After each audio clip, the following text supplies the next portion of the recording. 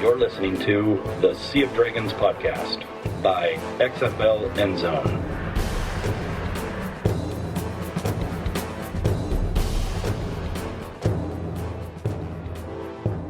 Welcome to episode 6, Fantastic, of the Sea of Dragons podcast.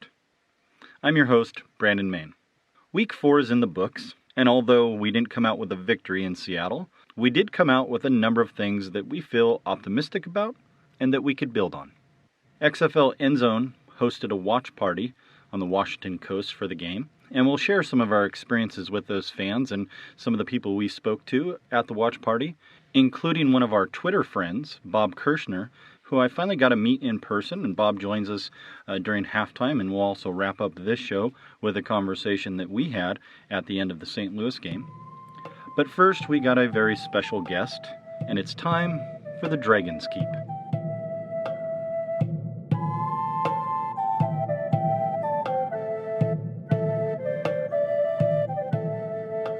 Joining us on the podcast is Seattle Dragons safety Tyson Graham Jr. He's a graduate of South Dakota, where he had a fantastic college career. He's camped with the Atlanta Falcons and the Indianapolis Colts.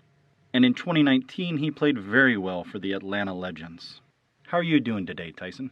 I'm doing well. Appreciate you for having me on, man. Absolutely. I'm going to start with a few quick-hitting questions. What's your favorite home-cooked meal? Favorite home-cooked meal? I will probably have to say, I have so many different choices. I want to say salmon, maybe hot wings, fried hot wings. I want to say macaroni and cheese. How about your favorite home-cooked meal by one of your elders in your family? I want to say, I want to say spaghetti. Spaghetti. And who and who would you have cook that spaghetti? My mom. All right. Okay, so your favorite movie of all time? Oh, The Wood. Easy. So Nice. It's an old classic. Yeah. Okay. Would you rather have a big hit forced fumble or an interception? A big hit, forced fumble. Okay. And how about a pick six or a scoop and score? Definitely a pick six. Okay. Take it to the house. Oh, yeah, most definitely. Mm-hmm. And your favorite safety of all time? Sean Taylor. Sean Taylor. Nice. Yes, sir. Okay. For our listeners that didn't know, you suffered an injury during training camp. Can you tell us about what it's been like working your way back from that and also back onto the field? I had a kind of minor setback in training camp. Kind of like a broken metacarpal bone. Ended up having to go through sit out maybe the first 2 weeks really, all of training camp really, and it's been a grind. It's been tough just sitting out.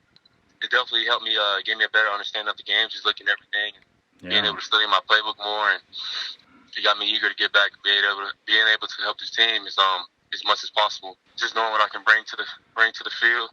Yeah, it was definitely tough, just sitting out. But I know I'm thankful now that everything's getting better, and now I'm just trying to get my feet back wet, week by week, and take everything slow. Absolutely. And should we expect to see you more out on the field as the weeks go along here? Yes, sir. Awesome. Things will get more acclimated, and should see me back more on the field. Awesome. And now you recorded your first tackle in St. Louis. Yes, sir. How did that feel? And also, what was it like playing in that dome? I want to say the atmosphere was great. In college at the University of South Dakota, I actually played in a dome. So I know the noise is everything is trapped inside. So I know how loud playing in a dome can actually get. Thankfully, that those 4 or 5 years playing at the University of South Dakota, it kind of helped me, being able to knowing when to tune it out, as a visitor, and also when to use that as a home field advantage, and things like that. Absolutely. And first tackle felt really good. Just being able to come down and hit somebody. That's probably my first tackle in like a year since the AAF. Yeah. So it was good to actually get to hit somebody. Yeah. Full speed, and I just can't wait to continue to do it, to the other opponents. Absolutely. Week by week. Well, I was. We had a watch party out on the Washington coast, and I saw that you got out onto the field, and then I saw you flash to the first tackle, and I'm like, hey, there's 32. That's great. Yes, sir. Yes, sir. It felt really good, really good. Awesome. Now, the Dragons return home Sunday, March 15th in Week 6. What's the team's mindset like now going into this roughneck game in Houston? Right now, we're really just taking everything day by day. Mm-hmm. We know they're a great team, and we know how good we are as well. Mm-hmm. So really, we're just sharpening our tools and perfecting our craft, and really just going to go out there and trust our game plan, trust our coaches, and just go out there and Mm-hmm. put our best foot forward. And it's a kind of a rival game, so we're in the same division, so it's kind of like a 2-for-1. Get it up. Mm-hmm. You're up in your division, and also it's a win against for the course as the playoff hunt continues. Yeah. We're halfway through the season, so every game is pretty much vital at this point. And I think it's safe to say for both the Seattle Dragons team and also the fan base, I think we're ready to kind of shake things up and make our mark on the XFL this year too. Most definitely. Tyson, I just want to thank you for hopping on the show. It's been a pleasure, but seriously, all the best to you this year in XFL as the season continues. Yes, sir. I appreciate you having me on, man. It was a pleasure. Okay, we'll catch up down the road. Thanks, Tyson. Yes, sir. Thank you. You can follow Tyson Graham Jr. at tgraham_jr on Twitter and Instagram.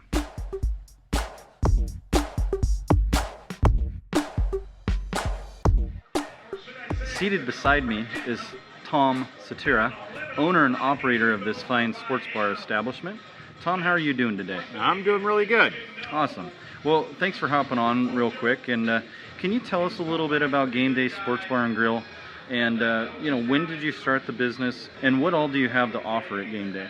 Well, what I really wanted to do is I wanted to be family friendly throughout this. So we do have a short order menu with burgers and dogs and chicken strips and fish and chips and nachos and onion rings, and bringing on more appetizers. And like I said, the turkey sandwich, chicken bacon ranch sandwich, and now salads as well. Awesome. So we've got food kind of to cover all of these different events that we may get into and things. And what we found is the food is what's driving us right now. We're getting a lot of people in for loving our burgers and Sure. chicken strips. We use fresh ground beef from the meat market right here in the shops of Riverside, and Nice. and That would be Rancho Alegre? absolutely, yep. And so it's nice to have to go on my run for things just down the mall rather than Sure. driving miles away. So, Awesome. so I just really wanted to keep it a nice light environment. My focus is to be clean, have Awesome. good food, and just a nice light atmosphere. Yeah. Again, we have two gaming areas, one all ages gaming area with a pool table, and I picked up a foosball table back there, and I want to add a air hockey table and a couple dartboards as well for that. Nice. And then we have an adult gaming area as well with the pool table and darts too. Awesome. So we're only 3 games into XFL 2020. What do you think of this new league and some of the gameplay? Oh, I like it. I really do. There's a lot of things that I think the NFL should be looking at. The kickoffs is something that I really like. And initially I thought, oh my God, they're going to break so many of these things just having just that short wave there. If they can break through that, they're gone. And it really hasn't happened. And it is avoiding that big hit. Somebody's running 60 yards downfield and making a big velocity. hit. Absolutely, Yeah. absolutely. Yep. And note that and the replay. I love the replay where you're listening to the people that are making the decision in the box. And the running clock is good. The 25-second clock is good. What do you think about the 1, 2, and 3-point conversions? Oh, it's interesting, and I don't know the reasons behind it, but a lot of times they're going for 2, on their touchdowns rather than the 1. And I don't know what the numbers are and how many have been successful from what area. That's a good point. I haven't looked that up yet. But it is different. I like that if we are within 9 points, that's one possession. You got a chance to score a touchdown. It keeps hope alive. Absolutely. Yep, absolutely. And who wouldn't rather have that chance to score from the 10 for 3 points rather than have to make a stop and then get the ball back again to absolutely. Have 2 You're down possessions, 27 at half. You're like, well, if we can pull off three big touchdowns, drives, absolutely. we'll get back into it. But Well, we hope to have a great day here, and I want to thank you so much for having XFL Endzone as guests and also hosts for this Seattle Dragons watch party, and go Dragons. Yeah, absolutely. I'm excited to have it here, and again, this is something that as the league is building, I want to build the same thing here with the excitement here on the harbor, and hopefully as it grows and gets bigger, then the attendance here will, and the events will be something really special. That's awesome. Well, here we go. Week 4, Seattle Dragons at the St. Louis Battlehawks.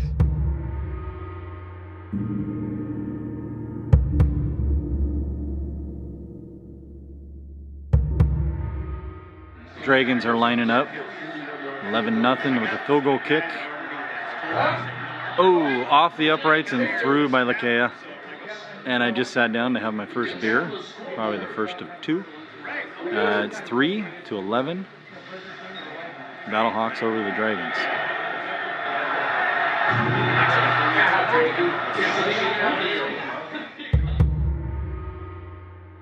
So a little in-game reaction as we work towards the halftime. We're gonna speak to some of the people here at the watch party. It's kind of quiet, but we just had a big eruption over the Santo Ramirez drop of the pass deflection. That would have been a huge turnover in the Battlehawks end. And now we're looking at a defense that's trying to contain Jordan Ta'amu, and we'll start to kind of rev things up with the group and get some feedback from our fans as we move towards the halftime. A good first half for Jordan Ta'amu in front of his family, who came to frigid Missouri from warm Hawaii, and he is warm in their hearts right now with the performance he had in the first 2 quarters. The Battlehawks in firm control here at the break. Keep in mind, halftime only 10 minutes, so don't go too far. What do you think of this first half of the Dragons Battlehawks game? It was pretty exciting. I'm really enjoying the action. Actually, this is the first XFL game that I've got to watch.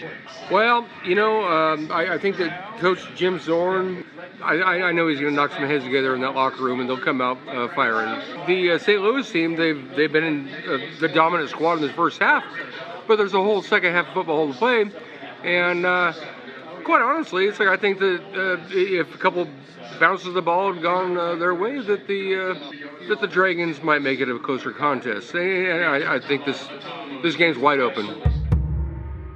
Oh, I'm enjoying the streamline of the XFL. Are you? Yeah. Okay, and you're an NFL. I'm an NFL junkie, Uh-huh. but XFL seems to be a little bit less cumbersome. Okay, now we're checking in with Bob from Aberdeen. Bob, what do you think of this first half, the 17-3 game? I think that the offense has been really unimaginative. That I think we need to do something that suits our personnel, and I don't think we're doing that. Yeah. And what kind of adjustments should we be considering here at this point? I've held off from BJ Daniels for 3 weeks so far. Yeah. But I think that Silver's his happy feet get in the way. He's throwing everything high or everything short. He seems to throw a lot with alligator arms. He doesn't really get it to the receivers, and I think they need to do at least something to try and provide a spark, because he doesn't have any spark. Yeah, I've not really seen his game. I haven't seen his game. It's gone on and off in these first 3 weeks, and in this game, he's back off.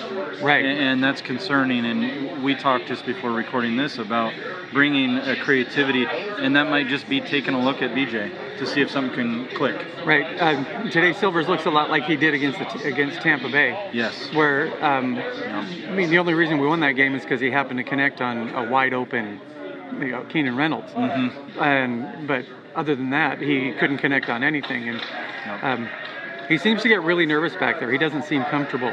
And maybe Daniels would be more comfortable back there. I think that I figure Zorn's pretty loyal to the people that are around him, and he'll stick with Silvers, but they've got to do something that's more imaginative, because it seems like St. Louis and last week Dallas, they know what's coming. Yeah. So they're making adjustments at halftime just like we are, and hopefully we're actually making adjustments. Yep. And that's part of the struggles we're facing right now, is trying to get that fluidity in our offense. Right. Everything seems choppy.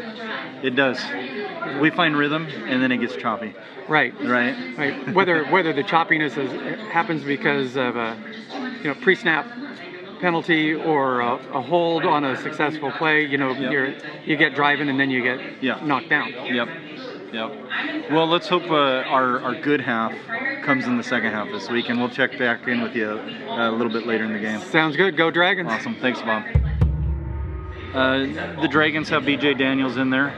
They're starting to make a little comeback. It's into the halfway through the third quarter, but more importantly, I saw that you got my personal favorite here, the asada nachos. Tell me about that dish. Yes. Oh, the nachos were delicious. The carne asada meat was fantastic. Yeah. And you know, they say it's just nacho cheese, but I think it's something a little more special than that, because they're probably some of the best nachos in town. A+ on the nachos? Or? Yeah, A+. Actually, I've been at the that store down in the mall here, and they make pico de gallo and other things that are really delicious. So let's go to the Dragons real quick. What are you who's kind of jumping out to you today? What are the positives about the team that you're looking at? Well, I'd say positive is this beginning of the second half here. The first couple quarters, it was looking pretty dismal, but they really are making a comeback. I'd like to see their running back Tannen kind of get back into it, and they're with the touchdown there. And then Johnson is just a monster on defense. I saw a nice pass reflection he had off the end there. That guy's really quick, and he actually is someone that I've heard some Seahawk fans clamoring to bring into our linebacker core, because at this point he's such a proven veteran, and you see it. He passes the eye test. He's arguably the best defensive player in the league through 3.5 games. But we're gonna get back to the game as a group here. But it's now 10-17. The Battlehawks are trying to put together a drive, and we'll catch up with you guys.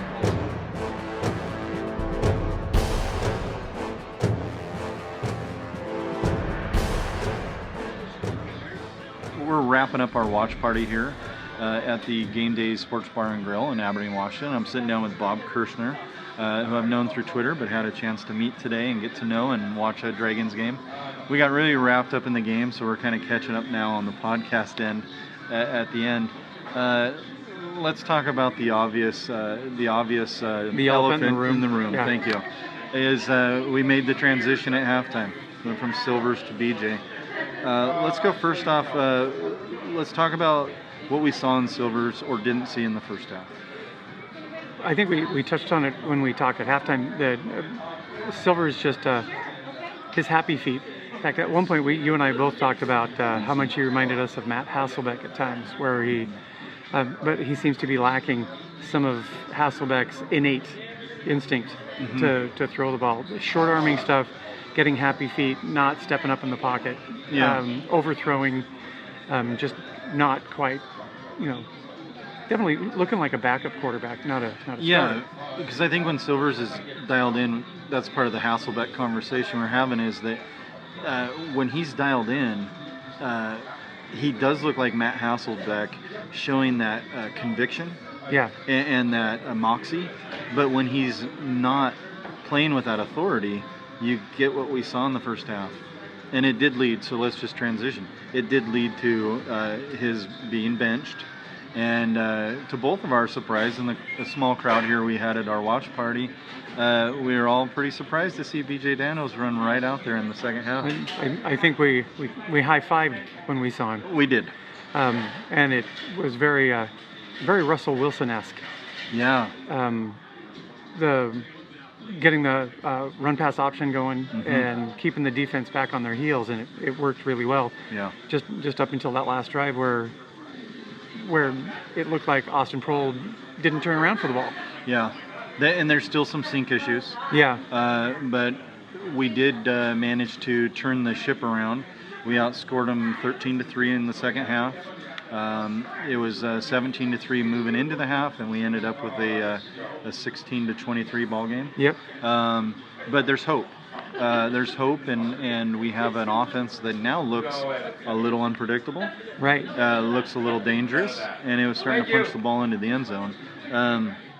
So where do we go from here? What's your outlook on BJ based on a half? I think you give BJ Daniels a week of reps, during practice, first team reps instead of whatever it is he's been, been doing backup reps. And he can get in sync with some of those receivers. Maybe that pick with Prohl doesn't happen if they're a little more in sync, and that they've been running those same plays.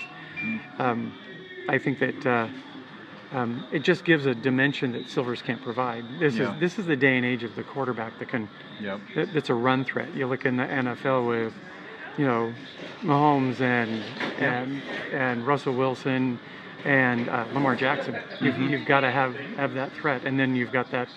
Well, the difference between the first half and the second half is like night and day. Yeah, and let's compare that with the game we just watched. Jordan Ta'amu has that RPO game. Right. And our loss today came in his hands of moving the chains in the fourth quarter there to get the first downs.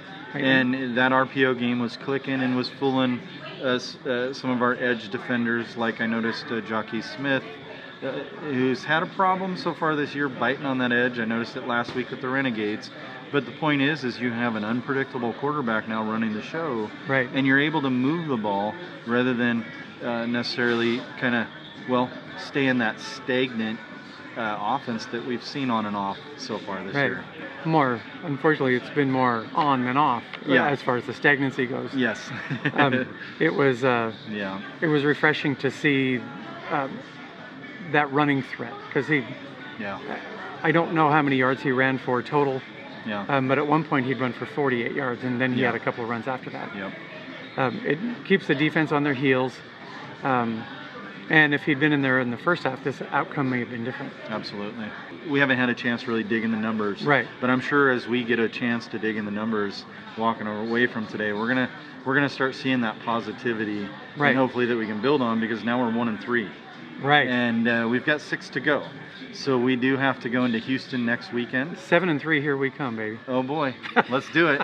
Let's breathe some fire. So the other thing, the other aspect that we need to talk about is the defense. The defense was on the field a lot in the first half. Most of the first half. Most of the first half. Another number of the possession I want to look at. But we were really caught up in the game here as a group here. Very fast-paced, but the defense in the second half, they got grinded down. But what did you see overall from the defense? Well, the DBs don't seem to be super strong. The defensive backfield just seems to a lot of passes being completed with the DB 5 or 6 yards off of the receiver. Yeah. I mean, they're not getting a lot of yards after catch, but they're already past the sticks. Too much soft coverage. Too much soft coverage. Yep. You would think being a Seahawks fan, you don't see much press going on. You don't see them hitting those receivers off the line, helping divert their whatever route they're running, knock them off their route so that maybe the timing is off. Yep. But Ta'amu was dropping off and throwing in 2 seconds. Yep. And completing those passes. A lot of quick passes. And we weren't doing a whole lot to keep them off their routes. And perhaps in a few of his big plays where he went downfield to Mumphrey and a few others, that might have been, I'll have to go back and look at some of this stuff, but that might have been as we started to kind of tighten up. And I think we are seeing, we've been hit by injury with Steve Williams. Mohamed Cisse got hurt in this game. Recently brought back to the team. Derek Jones came in. So we have some secondary, but I'm going to use this moment to kind of get up on my soapbox for a second, because I am still perplexed why Tyson Graham isn't in this starting lineup. He's a guy that played for Atlanta Legends last year. He brings a lot of physicality, but also a lot of playmaking and turnover abilities. So I think that you hit something here with the secondary. I think we have to figure out our secondary pretty quick. Well, one of the things I've noticed is that they're not wrapping up when they tackle. A lot of the time they're trying to go for that big hit and knock them down. And they're bouncing off and the runner's going. I mean, the yards after catch haven't been tremendous, but there have been some that they end up getting those yards after catch. And we saw that especially the second half last week against Dallas. And we've seen that kind of, bleed over into week 4 now. Right. So that's another thing that we really have to, we got to sort out quick. Right. The basics of tackling are to wrap up. Mm-hmm. And they're not wrapping up. What the team could really use is an enforcer. The Cam Chancellor, so to speak. I'm going to throw not TJ, Tyson Graham. Tyson Graham. I'm going to throw Tyson Graham out there. Yeah. and maybe they're waiting for him to catch up. Yeah, and it very well could be. He was out with a hand injury end of camp and through week 1, and I believe he got some special teams. We saw him out there today after the CSA. Although some of us might be getting frustrated in our fan base, there's a lot of hope. A lot of hope. You know, the defense is really good. They got left out there too long again. But, hey, we put up one stop there. We're into this game again. It's another game that if you can close it out, you can win it. And we beat the spread. So. First time all season, we beat the spread. Yeah, we're going to sprinkle some optimism on this experience, and we're going to build on it. I want to just thank Bob for joining me today. It's really great to meet you. You can follow Bob on Twitter. He follows us. We follow him. He's at B Kershner, Kershner, Hawk12. So B Kershner, Hawk12. Obviously one of the 12s in the Northwest. And since 1976. Me too. And well, I was 1 in 76, but I've been a Hawk since birth. But ever since I can remember, I was in the Kingdom. I'm not one of those new ones that came around in 2012. Oh, no. I'm a lifelong Hawk fan. Yep, hatched a long time ago. So far, I'm a lifelong Dragons fan. Yeah, and now we're breathing fire. We've recently hatched Absolutely. as a Seattle Dragon. So we'll move on. It's a pleasure. We're going to have Bob back, and keep your head up, Dragons. It's coming. It's coming. Let's do it against Houston. 7-3. There we go.